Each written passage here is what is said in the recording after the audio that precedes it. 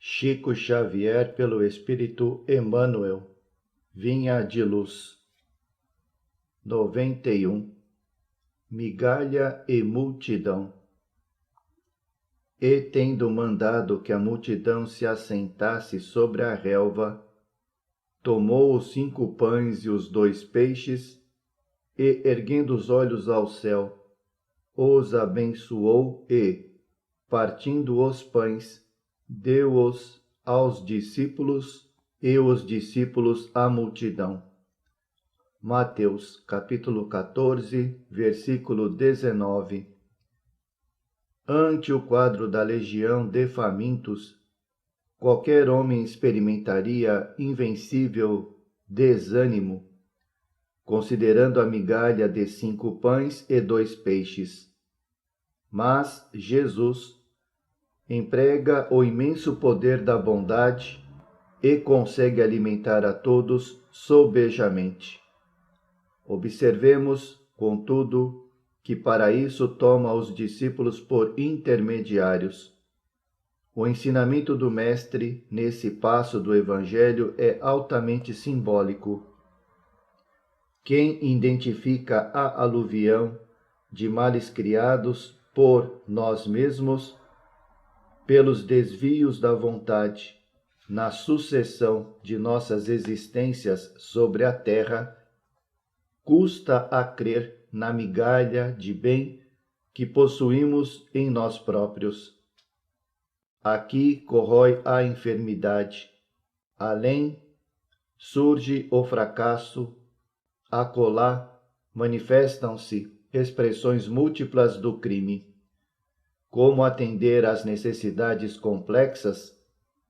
Muitos aprendizes recuam ante a extensão da tarefa.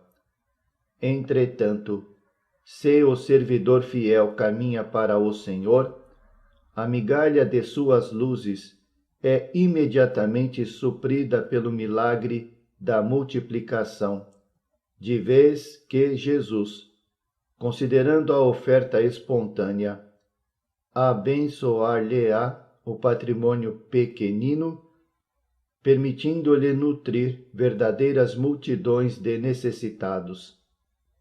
A massa de nossas imperfeições ainda é inaquilatável. Em toda a parte há moléstias, deficiências, ruínas. É imprescindível, no entanto, não duvidar de nossas possibilidades mínimas no bem. Nossas migalhas de boa vontade, na disposição de servir santamente, quando conduzidas ao Cristo, valem mais que toda a multidão de males do mundo. Chico Xavier pelo Espírito Emmanuel, Vinha de Luz. 92. Objetivo da fé. Alcançando o fim da vossa fé, que é a salvação das vossas almas. Pedro, 1 Pedro, capítulo 1, versículo 9.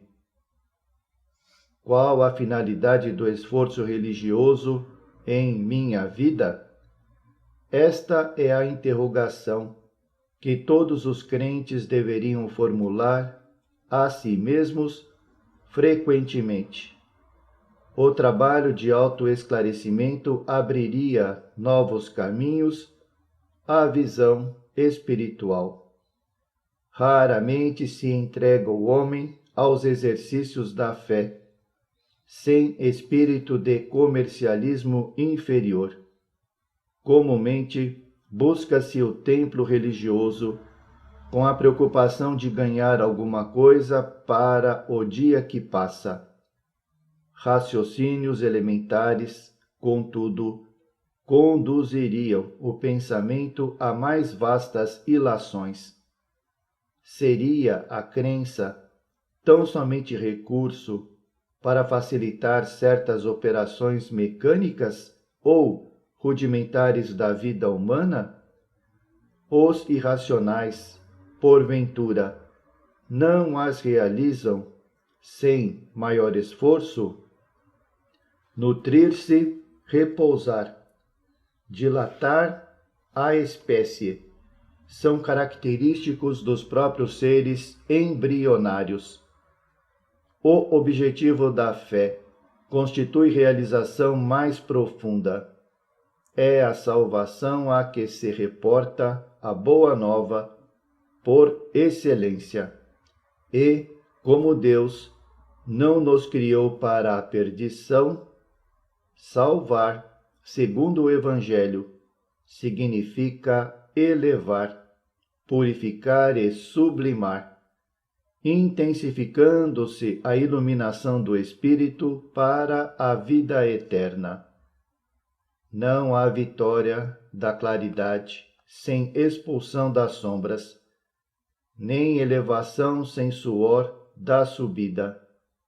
A fé representa a bússola, a lâmpada acesa, a orientar-nos os passos através dos obstáculos, localizá-la em ângulos inferiores do caminho é um engano de consequências desastrosas, porque, muito longe de ser uma alavanca de impulsão para baixo, é asa libertadora a conduzir para cima. Chico Xavier, pelo Espírito Emmanuel. Vinha de Luz. 93. Cães e coisas santas. Não deis aos cães as coisas santas. Jesus. Mateus capítulo 7, versículo 6. Certo, o cristão sincero nunca se lembrará de transformar um cão em partícipe do serviço evangélico, mas, de nenhum modo, se reportava a Jesus a feição literal da sentença. O mestre, em lançando o apelo, buscava preservar amigos e companheiros do futuro contra os perigos da imprevidência. O Evangelho não é somente um escrínio celestial de sublimes palavras, é também o tesouro de dádivas da vida eterna.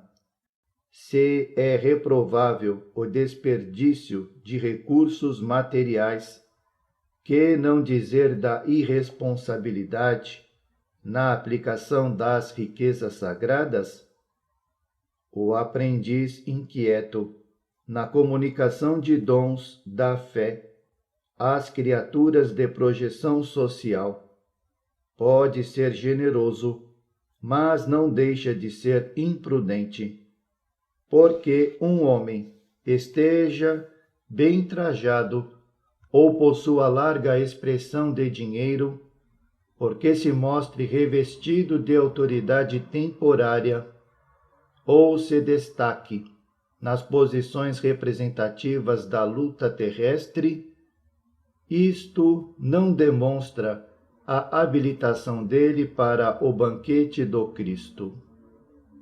Recomendou o Senhor: seja o Evangelho pregado a todas as criaturas. Entretanto, com semelhante advertência, não espera que os seguidores se convertam em demagogos contumazes, e sim em mananciais ativos do bem a todos os seres, através de ações e ensinamentos, cada qual na posição que lhe é devida. Ninguém se confie à aflição para impor os princípios evangélicos, nesse ou naquele setor da experiência que lhe diga respeito. Muitas vezes, o que parece amor não passa de simples capricho e, em consequência dessa leviandade, é que encontramos verdadeiras maltas de cães avançando em coisas santas. Chico Xavier, pelo Espírito Emmanuel. Vinha de Luz. 94. escritura individual. Mas tudo isto aconteceu para que se cumpram as escrituras dos profetas. Então, todos os discípulos, deixando-o, fugiram. Mateus, capítulo 26, versículo 56. O desígnio a cumprir-se não constitui característica exclusiva para a missão de Jesus. Cada homem tem um mapa da ordem divina em sua existência, a ser executado com a colaboração do livre-arbítrio no grande plano da vida eterna. Acima de tudo, nesse sentido, toda criatura pensante não ignora que será compelida a restituir o corpo de carne à terra. Os companheiros menos educados sabem, intuitivamente, que comparecerão a exame de contas, que se lhes defrontarão paisagens novas, além do sepulcro, e que colherão, sem mais nem menos, o fruto das ações que houverem semeado no seio da coletividade terrestre. Em geral, porém, ao homem comum, esse contrato entre o servo encarnado e o Senhor Supremo parece extremamente impreciso e prossegue experiência fora, de rebeldia em rebeldia. Nem por isso, todavia, a Escritura, principalmente nos parágrafos da morte, deixará de cumprir-se. O momento, nesse particular, surge sempre, com múltiplos pretextos, para que as determinações divinas se realizem. No minuto exato, familiares e amigos excursionam em diferentes mundos de ideias, através das esferas da perplexidade, do temor, da tristeza, da dúvida, da interrogação dolorosa e, apesar da presença tangível dos afeiçoados, no quadro de testemunhos que lhe dizem respeito, o homem atende, sozinho, no capítulo da morte, aos itens da Escritura grafada por ele próprio, diante das leis do Eterno Pai, com seus atos, palavras e pensamentos de cada dia. Chico Xavier, pelo Espírito Emmanuel, Vinha de Luz, 95. Procuremos. Antes, vindo ele a Roma, com muito cuidado, me procurou e me achou. Paulo, 2 Timóteo, capítulo 1, versículo 17. Todas as sentenças evangélicas permanecem assinaladas de beleza e sabedoria ocultas. Indispensável meditar, estabelecer comparações no silêncio e examinar experiências diárias para descobri-las. Aquele gesto de Onesíforo, buscando o apóstolo dos gentios, com muito cuidado, na vida cosmopolita de Roma, representa um ensinamento sobremaneira expressivo. A anotação de Paulo designa ocorrência comum. Entretanto, o aprendiz aplicado ultrapassa a letra para recolher a lição. Quantos amigos de Jesus e de seus seguidores diretos lhes aguardam a visita, ansiosos e impacientes? Quantos se fixam, imóveis, nas atitudes inferiores, reclamando providências que não fizeram por merecer? Há crentes presunçosos que procuram impor-se aos desígnios divinos, formulando exigências ao céu, em espinhosas bases de ingratidão e atrevimento. Outros se lamentam, amargurados, quais voluntariosas criancinhas, porque o mestre não lhes satisfez os desejos absurdos e inconvenientes. Raros os aprendizes que refletem nos serviços imensos do Cristo. Estaria Jesus vagueante e desocupado na vida superior? Respirariam seus colaboradores diretos, cristalizados na ociosidade beatífica? Imprescindível é meditar na magnitude do trabalho e da responsabilidade dos obreiros divinos. Lembremo-nos de que, se Paulo era um prisioneiro, aos olhos do mundo, era já, em si mesmo, uma luz viva e brilhante, na condição de apóstolo que o próprio Jesus glorificara. Não era, ante a visão do Espírito, um encarcerado e sim um triunfador. Apesar disso, Onesíforo, a fim de vê-lo, foi constrangido a procurá-lo com muito cuidado.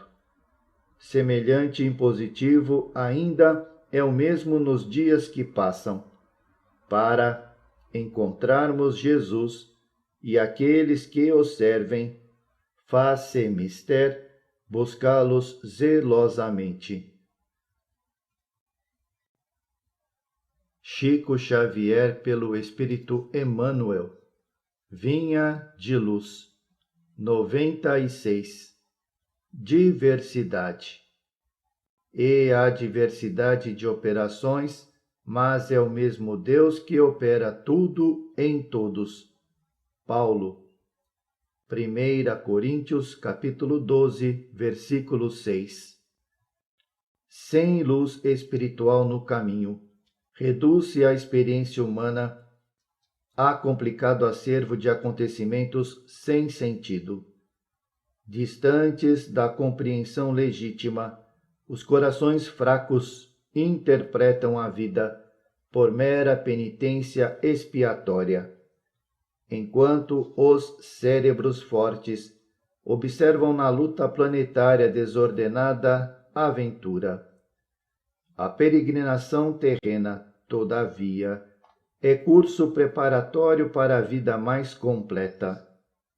Cada espírito exercita-se no campo que lhe é próprio, dilatando a celeste herança de que é portador.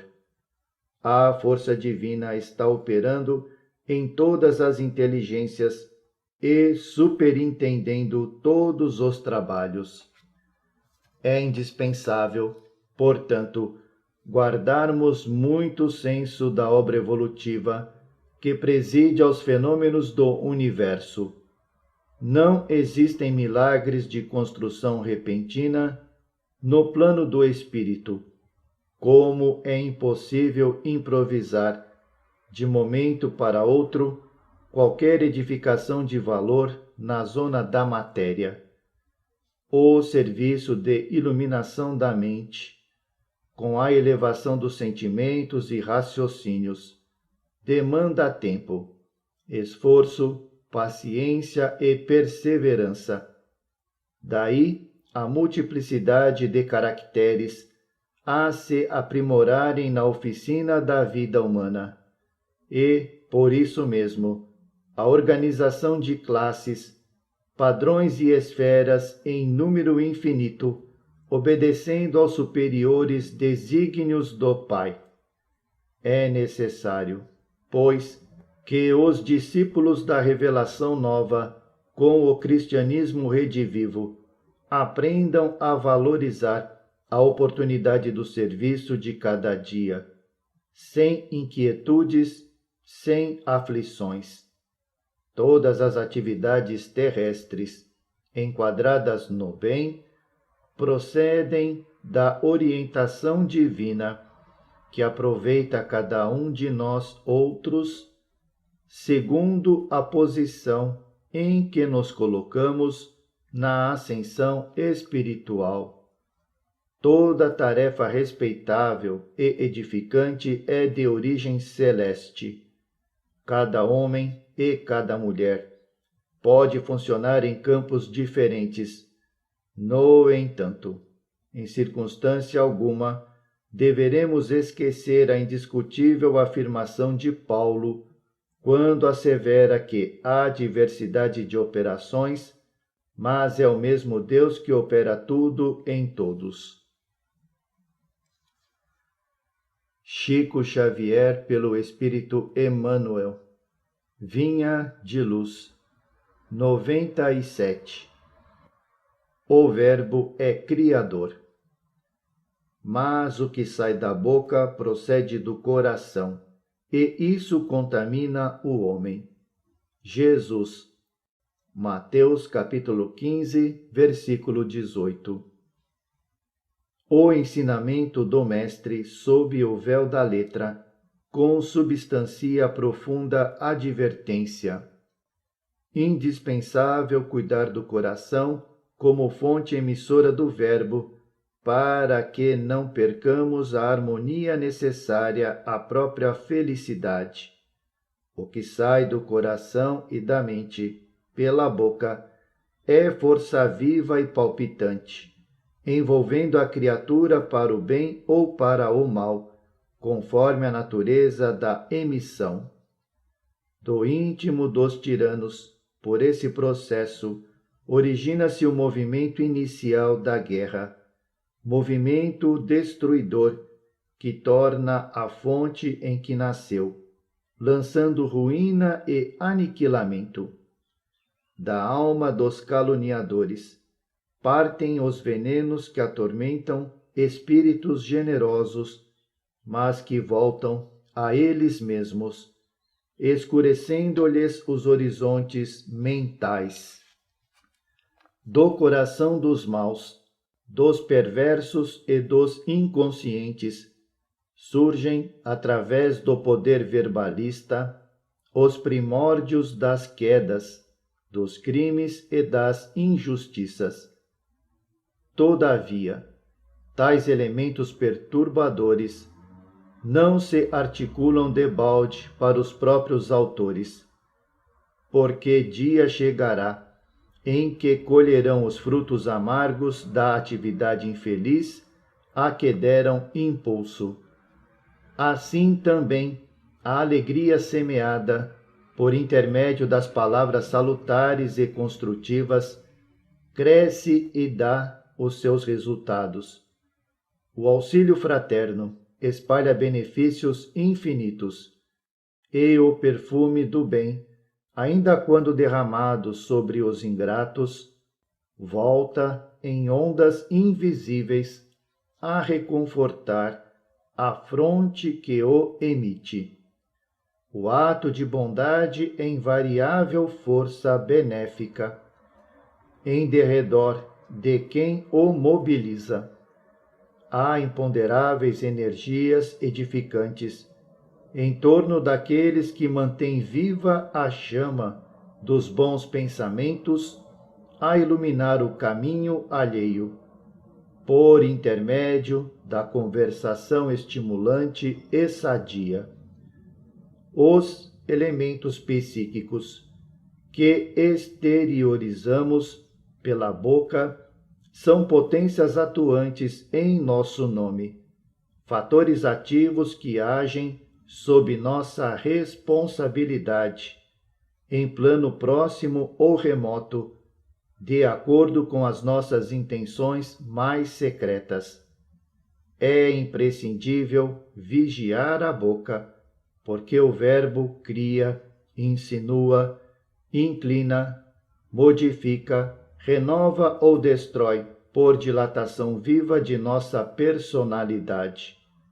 Em todos os dias e acontecimentos da vida, recordemos com o Divino Mestre de que a palavra procede do coração e, por isso mesmo, contamina o homem. Chico Xavier, pelo Espírito Emmanuel. Vinha de luz. 98. A prece recompõe. E, tendo orado, moveu-se o lugar em que estavam reunidos. Atos, capítulo 4, versículo 31.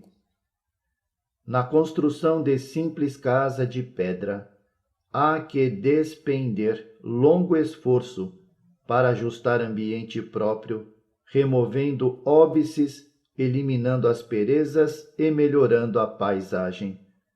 Quando não é necessário acertar o solo rugoso, é preciso, muitas vezes, aterrar o chão, formando leito seguro à base forte. Instrumentos variados movimentam-se, metódicos, no trabalho renovador.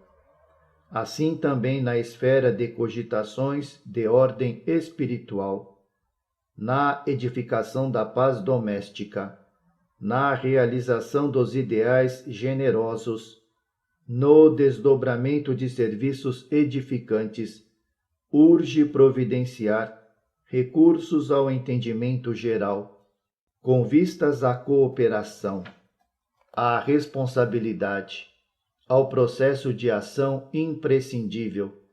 E, sem dúvida, a prece representa a indispensável alavanca renovadora, demovendo obstáculos no terreno duro da incompreensão. A oração é divina voz do Espírito no grande silêncio. Nem sempre se caracteriza por sons articulados na conceituação verbal, mas, invariavelmente, é prodigioso poder espiritual, comunicando emoções e pensamentos, imagens e ideias, desfazendo empecilhos, limpando estradas, reformando concepções e melhorando o quadro mental em que nos cabe cumprir a tarefa a que o Pai nos convoca. Muitas vezes, nas lutas do discípulo sincero do Evangelho, a maioria dos afeiçoados não lhe entende os propósitos. Os amigos desertam, os familiares cedem à sombra e à ignorância.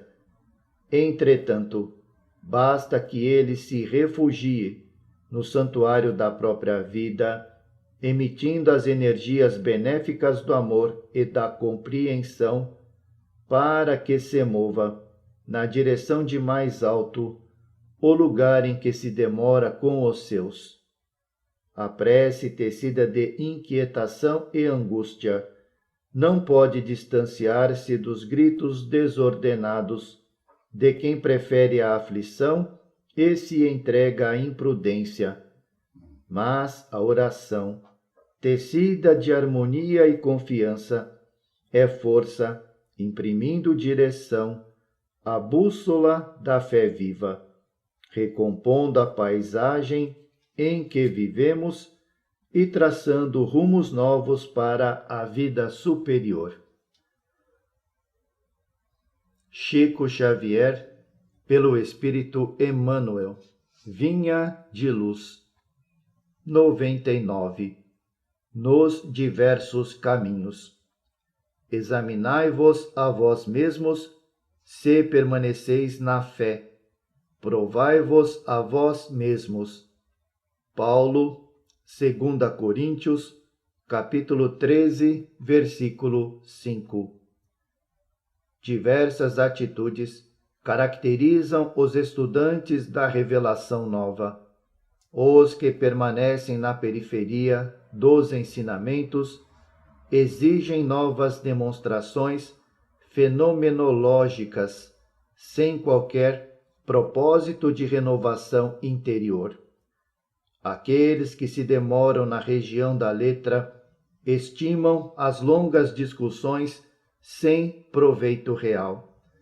Quantos preferem a zona do sectarismo, lançam-se às lutas de separatividade, lamentáveis e cruéis.